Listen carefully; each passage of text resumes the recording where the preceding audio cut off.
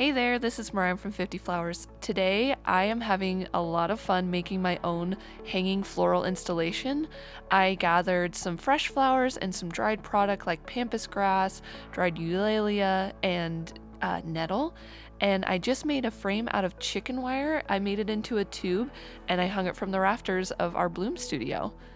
Alright, so to make my chicken wire tube, I took about a 1.5 foot section of a piece of chicken wire and I left it in its circular shape, how it comes off the roll, and then I just pinched the ends together to make it into almost like a pillow. I find that shape works really well with holding everything and when I want that like nice perfect cloud look, but I know that you can shape it in any way you want because chicken wire is really bendable. So I am just placing my baby's breath and my white limonium first. I like to place these first because they have so many little branches or little stems on them, they create this grid. You know, the chicken wire is great because it is like a fence, it has all these chain links, but it does have some bigger holes in them, so that the baby's breath and the limonium is helping me create a tighter grid so that when I want to put the other flowers in, like my cremins and my dried product, I can hold it exactly where I want to do it.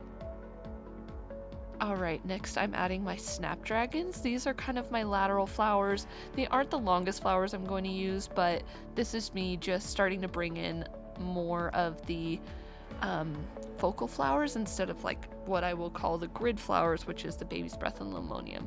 And I'm also bringing in the daisies. Those are also going to help me build up that grid and make it stronger for all the really important stuff that I want to put in there, just because daisy stems are a little thick.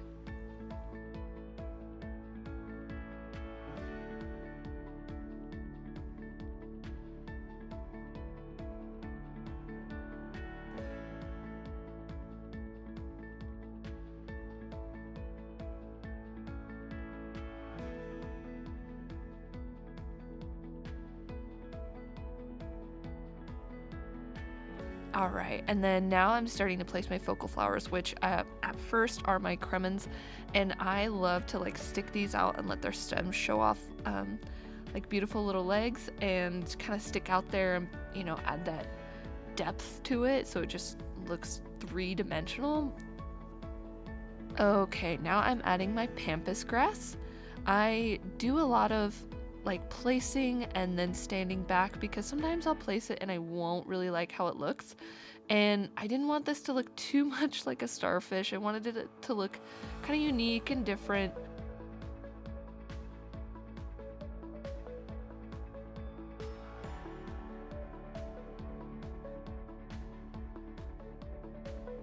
And then now I'm gonna go ahead and add my dried nettle. Just be careful, these have a little bit of spikiness on them, so, you know, if you're watching this in slow-mo, you would see me getting a little mad at them because they did spike me, but I am placing them coming out of that, like shooting, and I'm starting to get a very firework vibe from this whole design. And now to kind of complement the pampas grass, I am adding dried eulalia. I love that it's like a smaller version of the pampas, but it has that same wispy, feathery, light and airy texture. And now the pieces that I was really excited to add are those beautiful smelling spray roses. They were bloomed out to perfection, and I just loved how they made this design just elevate and come together. There is no wrong way to make your floating floral arrangement.